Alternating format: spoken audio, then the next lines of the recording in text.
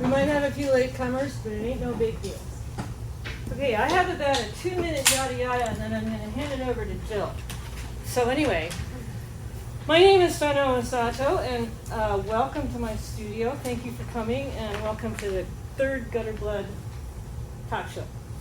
So I'm just going to do this really quick little blurb here. I actually finally sat down and kind of wrote a mission statement. I realized what my desires were. And it's basically, this is an experiment in seeding candid dialogue about the state of the Austin art scene. My intention is basically to weave people together. So it sort of creates a fertile area for cross-pollinization, because people are talking, getting to know each other, people have never met each other, and so on. And what I have, and this may be way too idealistic, hey there. This may be way too idealistic, but sort of in my mind is I'm hoping to, help fortify, the ecosystem here, so that it's a force to be reckoned with as this city rapidly gentrifies. Now this could be pie in the sky, but basically we're also just having a really good time doing it. I have a couple of people I need to thank. One is Rita, who's right up there. There's no way I could ever do any of this without her. She's been with me from the beginning. Half the stuff in this room I borrowed from her. And she comes over and she helps me set up. She works with me and gives me great ideas. We put stuff together, break it down. I take her out for, margaritas and tacos, and But anyway, this is not possible without her. She's the vice president of the Gutterblood talk show. So please, big round of applause. I also want to thank Christos, because he's been helping me out. He's been very supportive. My very first talk show was Jill, Jamie Poole, she's the artistic liaison for Laura Reynolds and Kevin Ivester of Ivester Contemporary. Both of those guys got stuck. Jamie was going to try to come back today. She got stuck in New York. They bumped her flight. So she's really sad she wanted to be with us. Kevin, he had to travel, and he had his thing he had to do. But they're with us in spirit, and I think they're with us there. So, hi, Ying and Kevin, we love you. Okay. Now, the thing about this talk is it's not really a panel audience, binary situation. This is, if you want to pipe up, this is a participatory thing. However, I do ask that you give these guys a beat to get warmed up and find the rhythm of their repartee.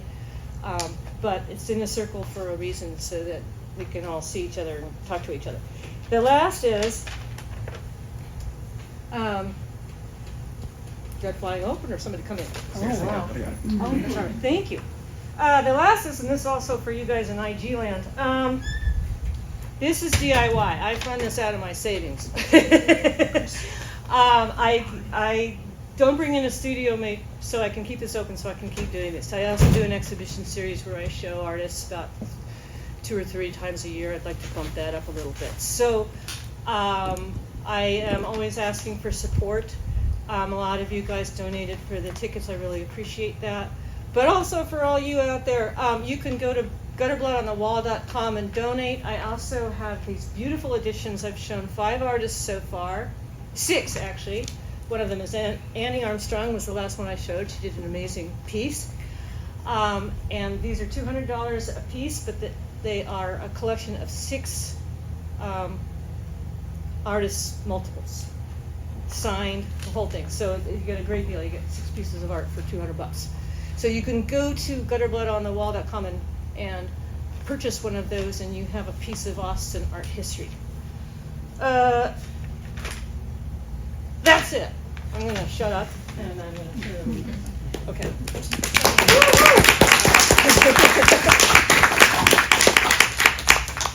Well, I would also like to thank Sono and Rita and Gutterblood and all the past and present panelists for all the hard work they do, and it's been an honor to be a part of this project, so thank all of you for that. I have invited these three wonderful people to this panel because they have strong connections to the Austin art community through collecting, supporting, advocating local artists. I'm just going to do a quick intro for them all, and then we'll get started into the conversation about collectors and see where it goes. So, Shalini Ramanathan has over 20 years experience in renewable energy and is the Director of Origination in Quinbrook Infrastructure Partners, an investment manager focused exclusively on renewable energy infrastructure. Shalini was on the board of the trustees of the Contemporary Austin. Amy Sawtelle is an independent art consultant and interior designer. She has worked in various roles at the Dallas Museum of Art, Adams Midland Gallery, and the Blanton Museum of Art. Amy's background is in interior, spans from residential to commercial retail as a former visual designer for Kendra Scott. Chris Tomlinson is a journalist and author. He's a business columnist for the Houston Chronicle. Before working for the Chronicle, he worked for the Associated Press for 20 years. He's authored 2 New York Times bestsellers, Forget the Alamo and Tomlinson Hill. Chris is on the advisory board of the Texas Book Festival and the Museum of Human Achievement. And all of these brilliant people are collectors too, so that's mostly what we're going to be talking about, but we're also going to talk about the industry. And I did some like dorky investigation online about how do you start art collecting, and most of the time the advice was, and I thought it was pretty sound, it was go see a lot of art and develop your art eye, and decide, you know, what you like, what you don't like, what genres you tilt towards. And I guess what I want to just throw to the panel is, how do you get those people to even that point of like wanting to see a lot of art? Yeah, and then we can kind of go for that from there.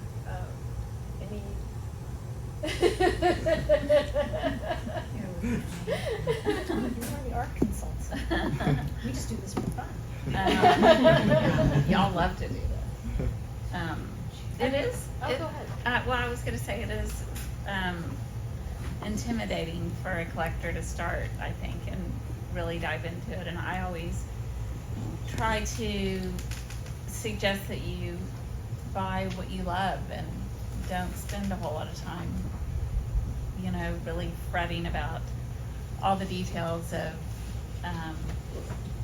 investment or value. Start out, just dive in and buy what you love and what you want to live with. You don't have to have it forever. It's just getting in there and starting to appreciate art and feel what it feels like to live with it in your home and have it be a part of your visual world, I think is so important. So I end up schlepping a lot of art to people, I think, instead of getting them out into the world, because it can be so intimidating. So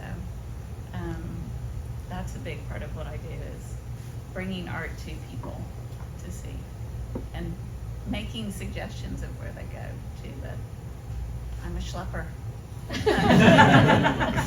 But once people dive in and they're not afraid, they really see the value of living with art immediately, you know. So. And we thank you for your schlepping, honestly, to get them introduced. I mean, and I don't know about your clients, but even when I started collecting, like, I don't collect the same kind of art that I did, but compared to the first piece that I bought, it's like evolved and changed over time. Do you two remember, like, when you started collecting? I mean, there's a huge gap between when I started looking at art and when I started collecting. You know, I was a 20-year-old soldier at Fort Meade, Maryland, when that big Impressionist show was at the Smithsonian in 1985, I want to say. Maybe it was 86. And all I knew was that there was this big event. There was this like, that everyone was making a really big deal about. There's just an amazing show of art at the Smithsonian. And I'm like, I am 30 minutes away. Maybe for FOMO reasons, I need to go down. Well, people didn't say FOMO. They didn't say FOMO. We had to wait for the kids. Yeah. But I was like, okay, well, you know, apparently this is a big deal. I'm close, it's free. All I gotta do is go stand in line for 2 hours, and eventually, you know, this is all pre-internet. And, you know, and what is probably going to be the first of many embarrassing omissions tonight, it was that Impressionist show that made me realize that art could teach me to see the world differently. And so I think you need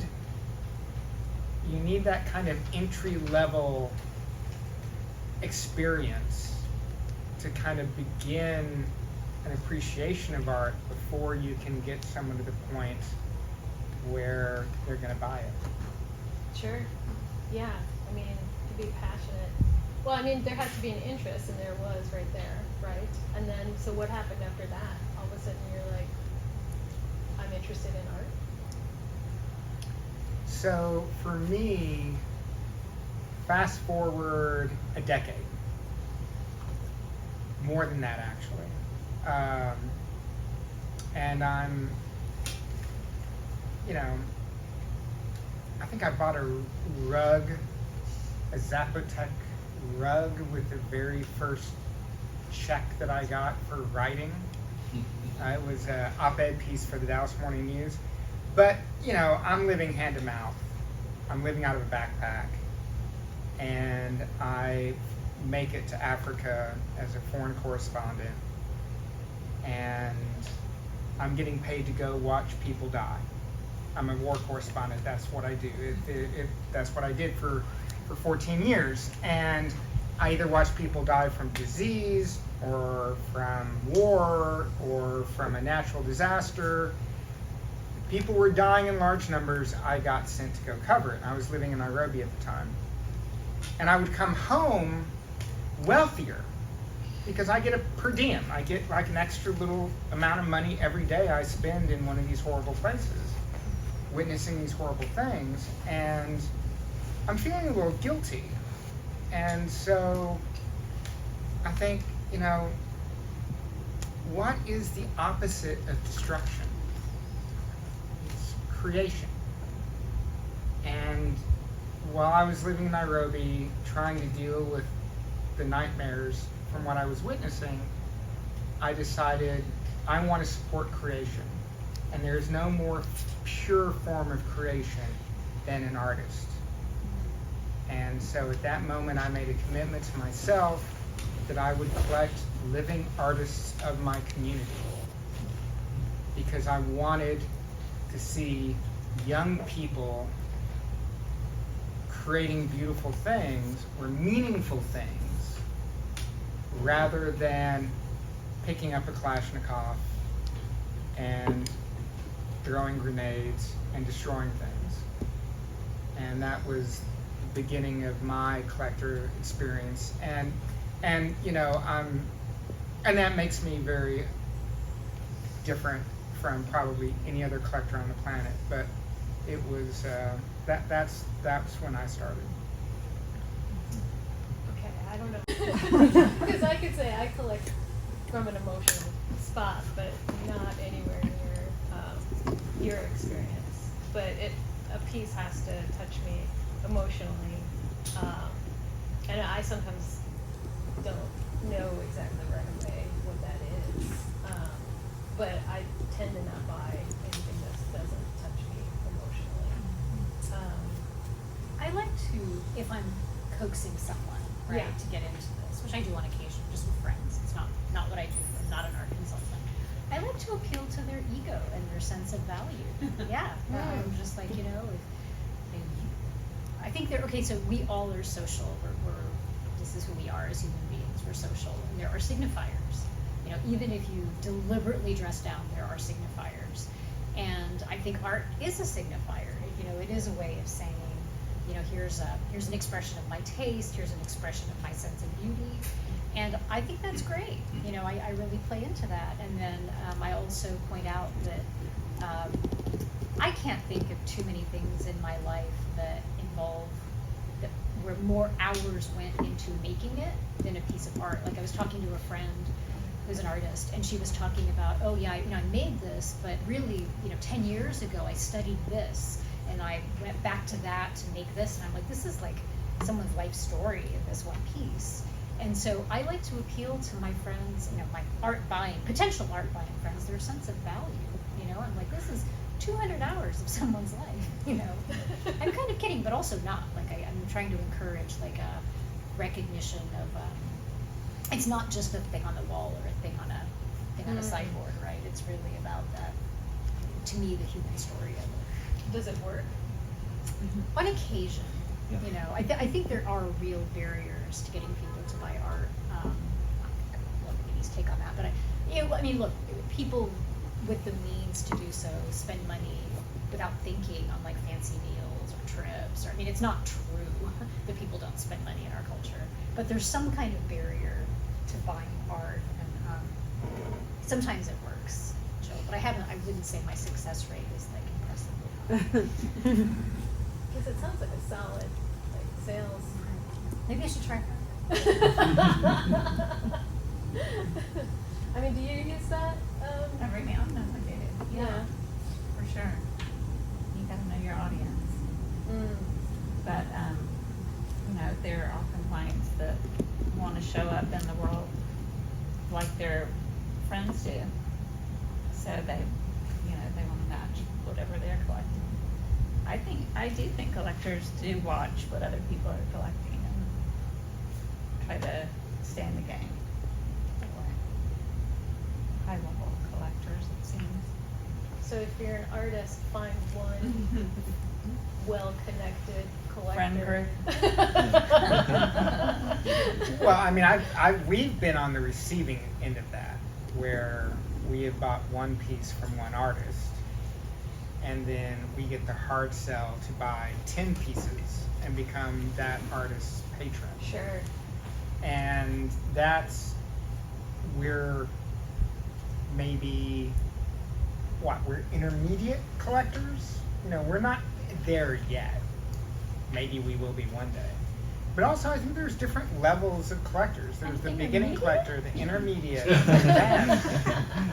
This is how I find out. But I mean, we're not.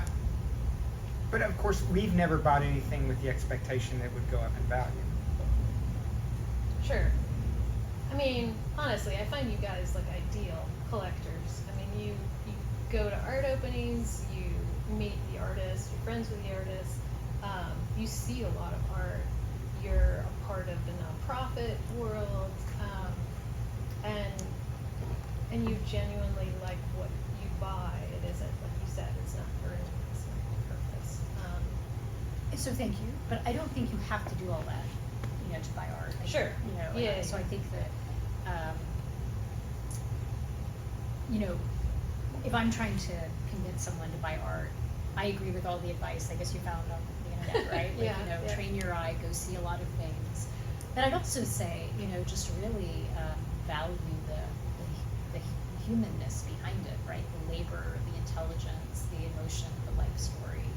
And I think that we're all looking for connection in various ways. And I think it's possible to make that even if you're not on a board or anything. Sure. So when you two go to an art opening or whatever, what's the switch from I really like that to I want to own that? I can ask you that too.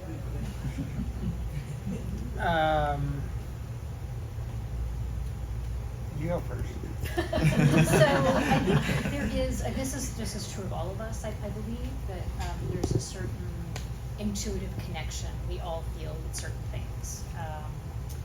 And it's not just art, right? Like there's some times when you walk into spaces and you love it, or you love shoes or whatever. It's, we all react in that way. So our way of collecting is that one of us has to love something, like one of us has to be like that. I can't live without it is almost like the kind of energy you're looking for. And then the other one has a veto.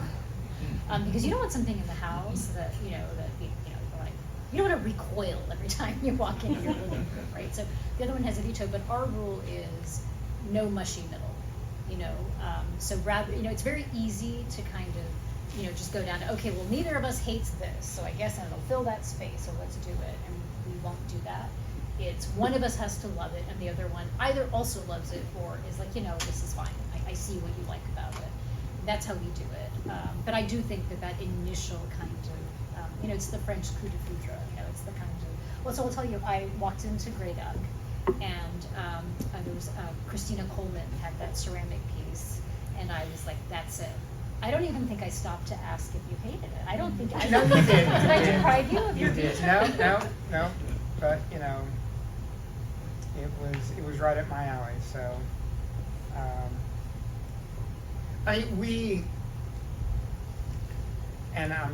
we're gonna, I still want to point out that I don't think we're not that representative. I mean, we are intermediate, right? We try to display everything that we own. We're not buying art because somebody told us that this thing's gonna go up in value, and we're putting it into a duty-free warehouse, waiting for the price to double so we can sell it. You know, we live with the work that we purchase. But we also purchase at a level that's probably higher than what most people are comfortable spending. I mean, we're not buying out of coffee shops. Not that there's anything wrong with art in coffee shops, but it's, you know, I think when I'm trying to get someone to buy their first piece of art or their second piece of art, I do try to make 2 points. One is this thing's going to enrich your life every time you wake up in the morning. And second, it's really important for me to promote and support the artistic community in which I live. I mean, I still, you know, I don't go to war zones anymore. I'm too old for that. Can't handle it. But I still understand the absolute value of having artists in the community. And I'm really impressed with the number of people I talk to who say they want to support, they want to be a patron. And that's especially appealing to a young, wealthy man who wants to feel important, right? So go ahead, feel important, be a patron, feel like you're the master of the universe, whatever it takes, just write the damn check.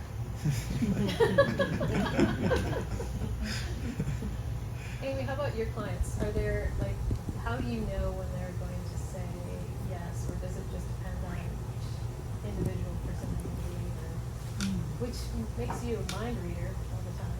I love the puzzle. It's such a game to figure out who the people are, what really turns them on, and how much money they're willing to spend. And I love that part of it. And I think I'm pretty good at it. So that makes it fun to really please people that way and find the perfect piece. But you have to find something that they love and that sweet spot of a price point, all of the things,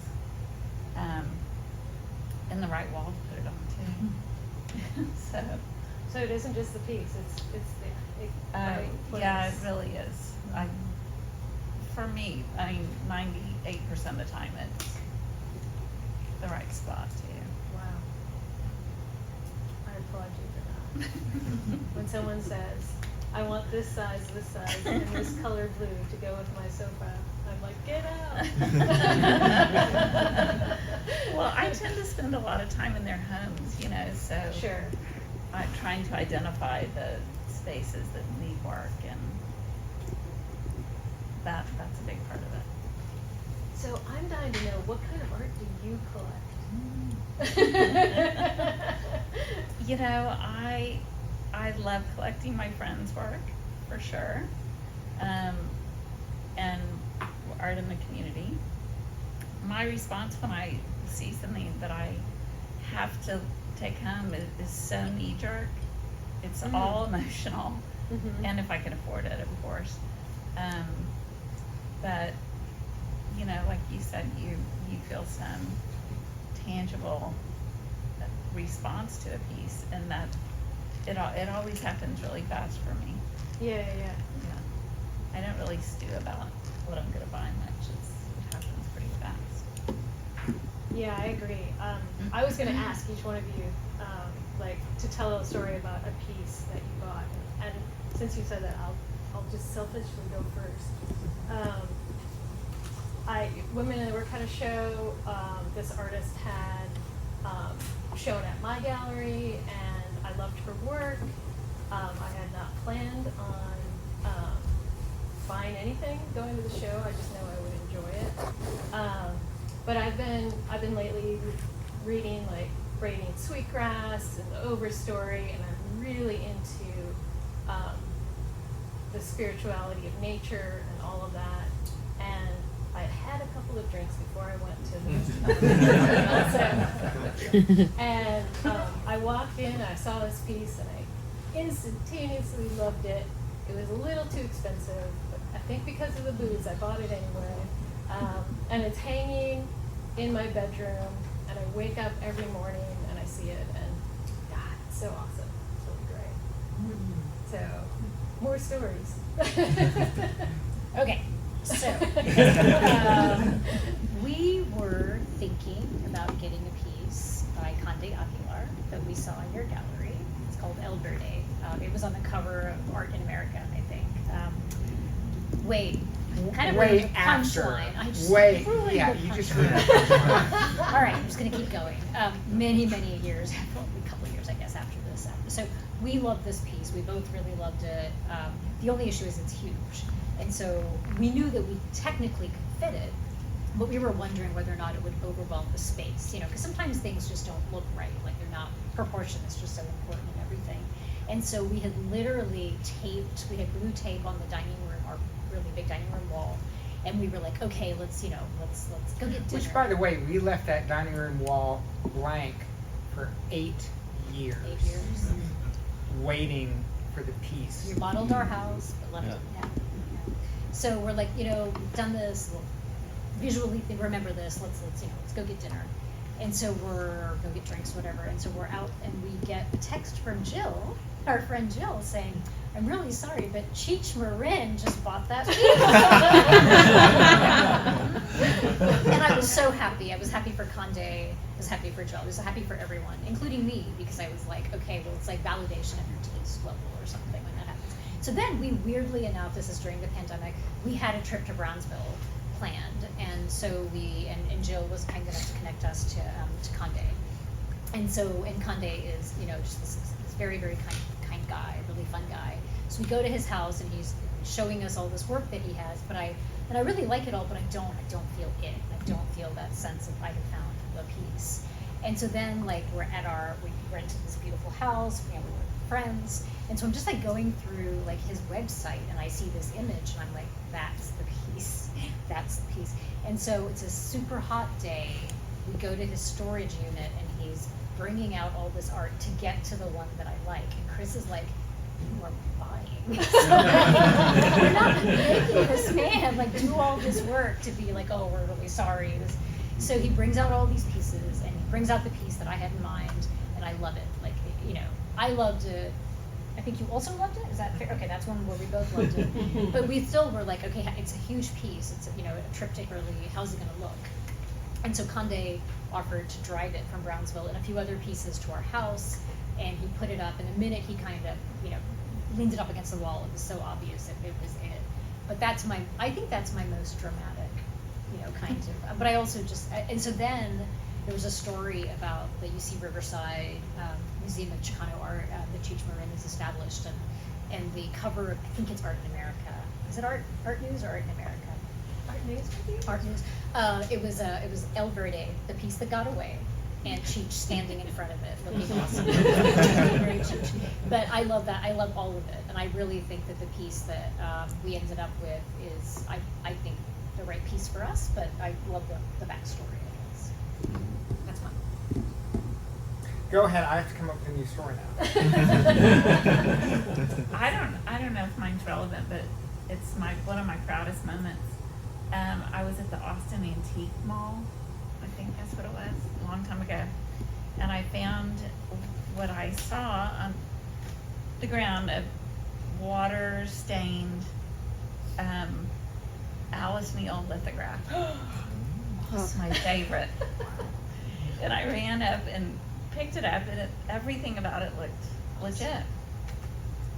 The framing, signature on the back of the frame, the whole deal. And it had quite a bit of damage, but it was priced at $150. And I said, this is clearly just in terrible condition. And he said, okay, $100. And I got it appraised. It's the real deal. That's my favorite thing I own. That's awesome. That's a great story. Yeah. Had it cleaned up too. Looks great. That's the important part.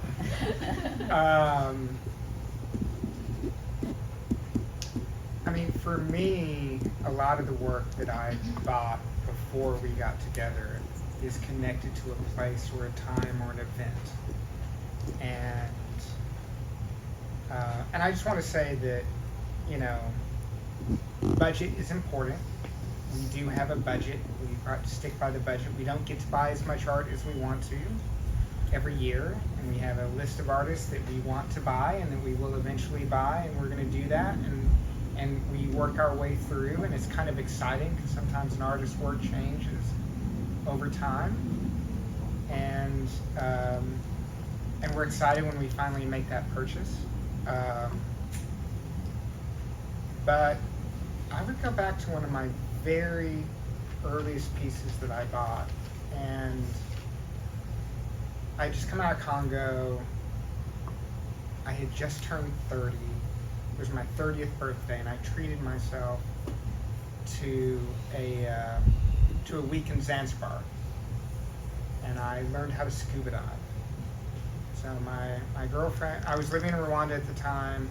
My girlfriend who worked at the UN, she came with me, and we both learned to scuba dive and had a fabulous weekend in Zanzibar. And we're walking through the streets, and I'm like, it's my 30th birthday, I need to buy myself a present. And of course, Tanzania, the style of painting is called tinga tinga, which is very geometric, all about patterns and colors, and because I just learned to scuba dive, I bought one with fish. And I met Edie, the artist, who was selling it on the street. Still don't know Edie's last name. I don't think I ever did. But, and it was painted with house paint. And it still hangs on my wall, and it still reminds me of that, this magical moment of my, being in Zanzibar and learning to dive and my 30th birthday, and it's not the best piece. It's not even close to the best African piece I own, but it's going to be something that's going to touch my heart always, every time I look at it. And that's maybe something, if one of the objections that someone has to buying art is, well, what if I don't love it anymore? I think I've come to see my art collection as like a reflection of my journey, places I've been, people I've known. And would I make the same decisions today? Maybe not, but that's life, right? It's a bit like, when you look at yourself in an old photo and you're like, whoa, I wore that? Like, it's like, yeah, you did. You own it. You thought that was a great idea. Right? So, but I think there's a certain, like, if you see it as the story and it not, then I think it's more fun in a way, right? And that's great. And I actually do like that. So because I work for the Houston Chronicle, we bought a condo in Houston. And so I spend, a couple of weeks a month in Houston. I have to be in the newsroom, see my bosses, do some reporting. And there is a whole collection of art that got shifted to Houston, where Shalini didn't have to see it every day because she was like, "Oh, that's I'm not sure that's my thing anymore." And then what happened? And then she comes to Houston, and she's like, "Oh no, that's got to go back." And next thing I know, we're schlepping a big ass painting back to Austin, and whatever's fallen out of favor in Austin gets put in the car to go to Houston for a little while. You have closets. It's You can stick things in closets for a while. So that's the closest thing to storage we have. I love it all. I never fall out of love with our work, with the work that we buy, but sometimes some works work better than others. So we have a lot of artists, of course, in the audience. So how important is like artist statement, artist talks, like the backstory? I mean, is that like your personal connections with them? I mean, I know I'm spreading it out a lot, but if you want to touch on, like, how important is that for your clients? Do they want to meet the artist? Do they need to know the story so they can tell their peers how cool the art is? It's No. really important to me, Yeah. but not as important to the percentage of high percentage of clients. Yeah, Gotcha. sadly. But I tell them all the stories, regardless. But we've talked about this a little bit. I feel like that's part of why they hire me to do that part of the work Yeah. and vet the artists, or and the relationship that I have seems to be important to them with the gallerist and artist, but they really don't necessarily care about So doing they the work. trust that you're impressed. Yes. Yes. Yes. I think so. All right. I think that if you are a gifted public speaker, by all means do an artist talk. Please. If you are not, if you're just good at the art making, that's fine too. Just don't do the talk. I just feel like artist talks are, and they're also artists and people. It's not just artists who are better in small groups. It's not everyone's thing, right? And especially maybe you're great at talking, like maybe you're really funny, but you just clam up when you're asked about your work. I mean, there's so many ways this can work out. But fundamentally, if an artist is not excited about talking about work, I think that's okay. That's okay. I feel sorry for artists who are giving talks, and it's just, Sue Grays has a funny story about hearing Donald Judd speak, and he famously very rarely spoke. Like, he was not an artist who spoke. And so she was like, all right, Donald Judd.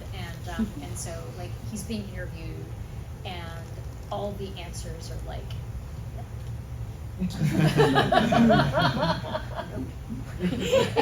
and Sue was like, I got nothing. I love Donald Judd, but I got nothing out of it because he was not, someone. So, I think artist talks are good for some and not for others, and that's okay.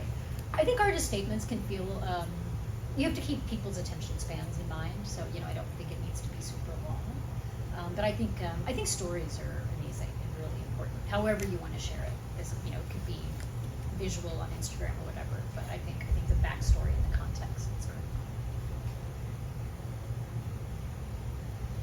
So those are all my questions. Yes. So if you guys all have Let's see if questions. I can remember what I formulated in my head. Okay. One of my thoughts when this was being put together, and I think it leads into what you guys have been talking about. You guys have a relationship with art. It's very intrepid, very personal. You put a lot of time into it.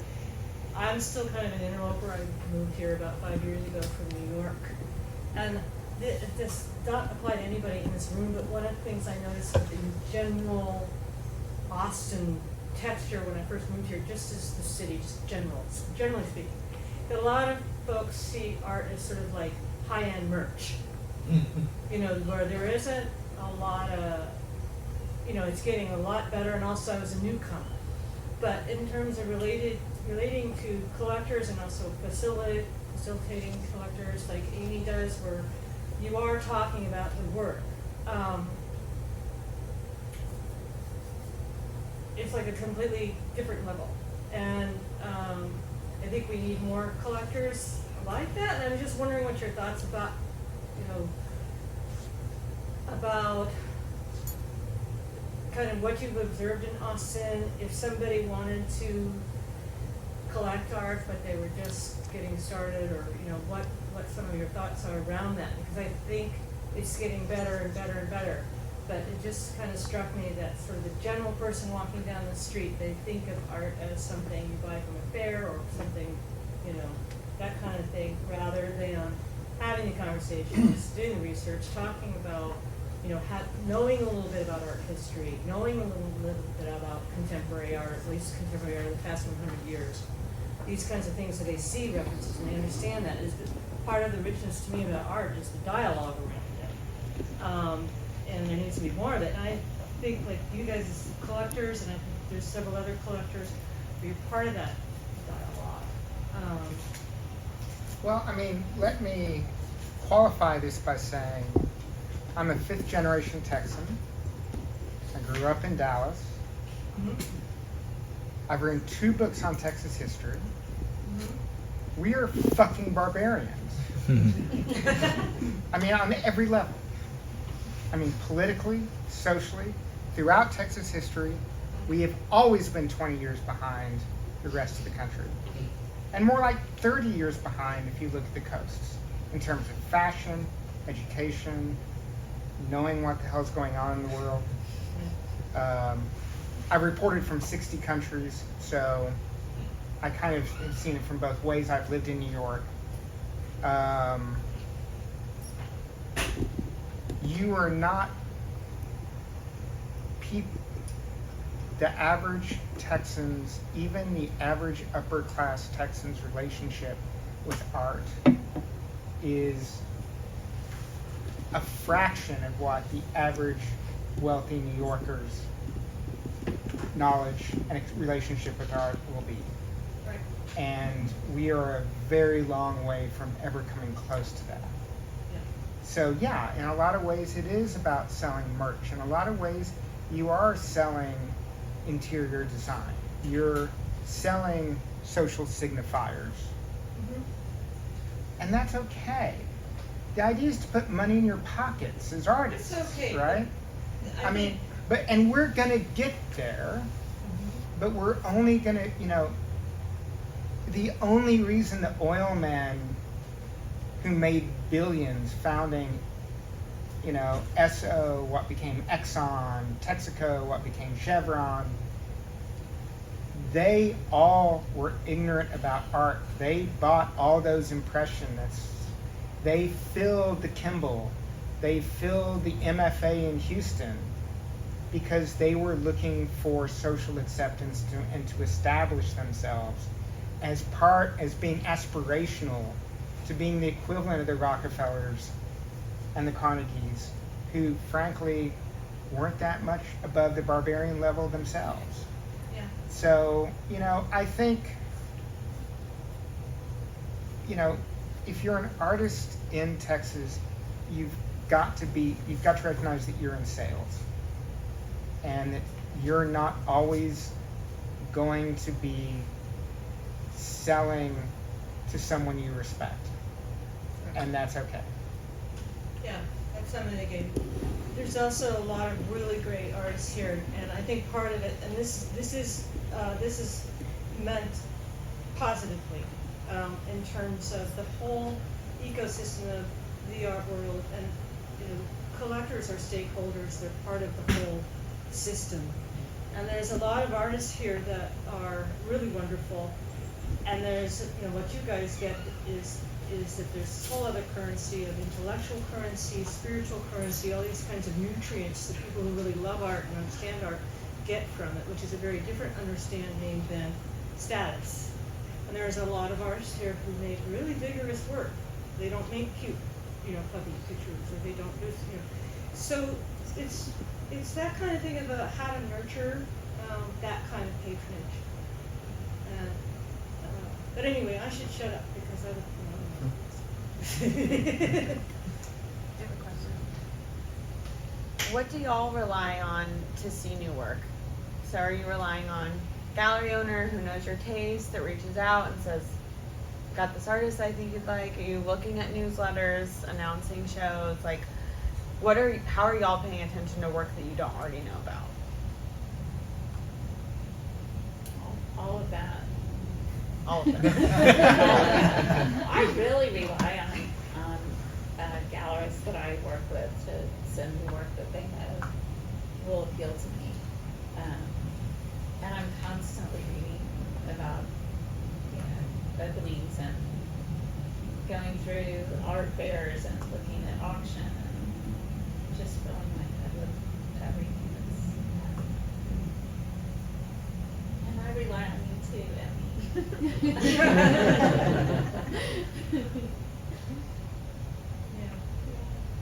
Emmy. Is it a lot of local, or are there people who are like, I want to pass it? Every now and then I'll look out and get one of those.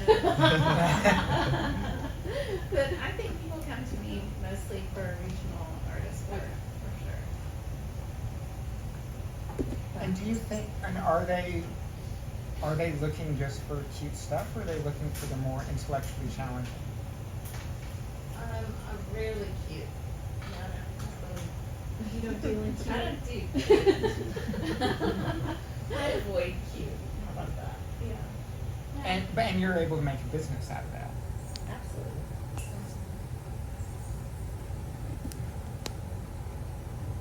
And a lot of my job is to educate people about what is, a good thing to be looking at, and not just something that's pretty, but intellectually stimulating and important work. You ever sneak things in? Oh, yeah. I really enjoy. No, I was going to say Shalini keeps our Outlook calendar full. I really enjoy hearing from my artist friends what they're seeing, not only their own work, but what they're seeing that they're excited about. So an artist friend sees, it's closing tomorrow, but you gotta go. I'm like, okay, I want to see what you're seeing. But yes, we do try to go. Can't make everything, but try to. It's real. I find it invaluable to stand in front of art. I just enjoy it, and I know that during the pandemic, it was hard for me to. There's some kinds of work that look fine, on the screen, but many more that don't. That you really have to, lived experience. So getting out there is nice. Any other questions? Yeah. So I find like one of the things that, is maybe interfering with the collection is people are afraid of getting into the gallery spaces or museums. And I realized, especially when I was teaching a class at St. Edward's on art appreciation, and none of my students were in any art space at all prior to the class. And I asked them to do it as a part of the curricular. And I had one or two that became collectors after they actually went to see the work. So, but it's really not part of the education. So how do you get the young people, right, go to the spaces and appreciate, especially with all of the technology and, just really going kind of different direction, like just visual stimulation that is not static anything. I don't know, just like a general, like how do you think to get more people engaged into going to the spaces and then appreciating it and realizing they can have this on the wall and, to realize the value of having an art in their space? Alcohol seems to help. I think, I grew up very poor. I joined the Army when I was 17. I do not come from a privileged background. Right. And that's why it was while I was in the Army that I went to the Smithsonian and realized, wow, I can go in museums and I can you know, and then when I was living in New York, it was like, no, free booze, cheese, yeah, sure. I mean, AP doesn't pay that well. I could use a little snack on a Friday night. And, you know, but it's really dependent upon the artists and the gallerists to make civilians feel comfortable. Because I think most of us grow up believing that art is this elite thing, and that you need to have an appreciation of art history to be even allowed to enter the space. And, you know, and some gallerists are very good at that.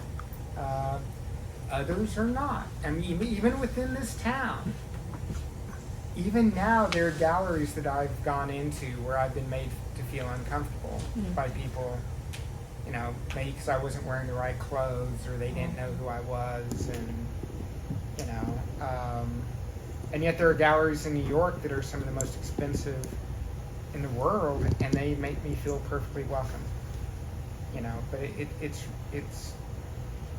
really about making sure that art's for everyone. And so it's an act of persuasion or facilitation. I think it's facilitation. Yeah. What do you think? You're the salesperson. Not selling art. I was going to say something else. Sure. I think there's this fundamental ambivalence around the role of the artist in our culture, right? And there are other cultures in the world where, you know, if someone says, "Oh, I'm an artist," like that's, you know, it's part of the culture. That's a role, you know. And what's interesting to me is that now there's so many gig economy workers. So like, and that's not so different from being an artist, right? Like, you know, it's not a job. It's, you know, it's much more what you're putting out there, and, you know, negotiating that constantly. So I would love to see. It's not a perfect answer to your question, Julia, but I just, to me, it's like artists are, you know, people in our community who are adding value in their way. And I encourage my friends who are not artists but might be interested in collecting to see it that way. Just to sort of see, like, you know, like, don't you want creativity and cool parties in your community? You know, I just, like, I think the idea that the artist is somehow different from the world of accountants and lawyers or whatever isn't very helpful, you know. They're special. Yeah. No, but this idea, right, that in order, you said, like, in order to enter the space, you have to have some kind of understanding or the knowledge, and so there's this gap, just knowing that it's available, just to go in, it's free, and I don't know, it's like, it's very hard to break that. Well, I mean, yeah, we're a long way from, I mean, this goes back to my barbarian comment, is that we don't raise children in Texas to love and appreciate art the way, say, children in Europe are taught to love and appreciate art. You know, we just don't raise our kids that way. We don't teach them to the value of culture the way other societies do. And so I think it has to be an invitation or a curricular requirement. Working on it. we have friends who teach art at UT, and their students have not been to a single art space besides the Blanton or the VAC. They've never ventured to an art space off campus. And these are juniors, seniors, graduate students, and, you know, and our friends are like jumping up and down and going, "You are art majors and you're not going to art spaces in the community? Why?" You know, and, you know, it's, yeah, there's a barrier there. Or there's this idea that if I look at it on Instagram, that's enough. Yeah. It's also a way to have a lot to do it. So, What I do mean, y'all think I about- don't mean to get into a social media slamming, but don't need to go there. I was just gonna say, what do y'all think about the East and West Austin studio tours and what that's done to the culture of? Oh, introducing regular folk into. Yeah, Yeah, it seems viewing to be art. very popular. What do you think, Sean? As somebody that has done the show since the beginning, it feels to me like it's going down. Oh, yeah. It's very watered down because now it's being done in one time instead of the spring and the fall after COVID. They combined them, but we used to get people traveling from California. When it began, they were like, we came to Austin during the studio tour so we could see Austin artists, and I don't see those people anymore. And I don't really feel like doing it because we're not even advertised very well in the catalog. The catalog, because now all the pictures are this big. Before there were only 2 to 3 people on a page, and there was more, and very hard people coming in going, it's not working. But I tell you what, I did meet some great people when it first started, and we had some pretty good sales, and we were shipping stuff. And that has not happened in the last 5-6 years. Not feeling like, I'm still meeting new people. Austin has new people, but it's pretty watered down. It's because there's so, as a studio space, it seems like it's so watered down now because they're trying to include everybody, and it's a lot for people to take in. If you want to go see your favorite people, then you might miss something else. But the navigation, they're getting it down, but it's not like it was. It was Right. there, it's kind of It was smaller maybe too too, big. wasn't it, in the beginning? What's that? Smaller. Yes. Well, it was east and then west, or west and then east. I didn't know if we just had that many more artists now in our city that it maybe blew the whole thing up, or just anybody's doing it, or what really happened? Well, Probably both. yeah, Yeah. I think so. Yeah. But the intention at the beginning seemed like a great way to get people out and seeing work and not being intimidated and having fun, buying work for. They got a lot of young people out specifically. Yeah. Yeah. Because I think it's less intimidating to go to an artist's home than to a gallery. Right. It's more personal too.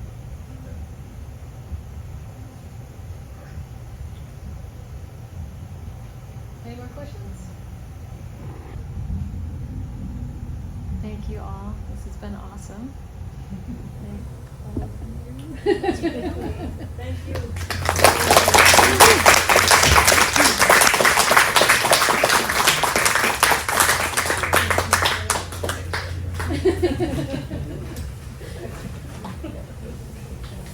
She's in line.